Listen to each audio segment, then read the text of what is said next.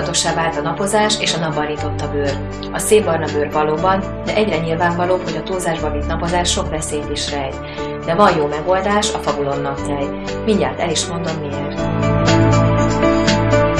A megfelelő védelem nélküli napozás hosszú távon felgyorsult korai ráncosodást, a bőr öregedését, pigmentfoltok, értágulatok megjelenését okozza, továbbá megnöveli a különböző bőrdaganatok kockázatát. Rövid távon pedig leégést, aminek azonban hosszú távú káros hatásai is lehetnek.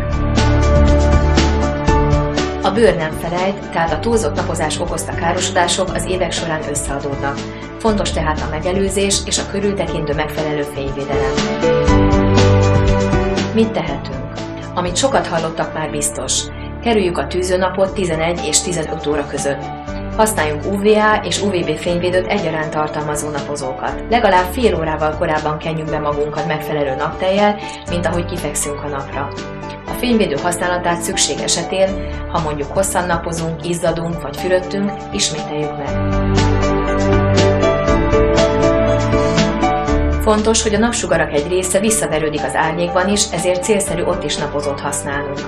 A Fabulon naptejét azért ajánlom, mert a fényvédők mellett természetes hatóanyagokat, mint körömvirágolaj, E-vitamin és B5 provitamin tartalmaz, melyek egyúttal hidratálják, regenerálják és megnyugtatják a bőrt.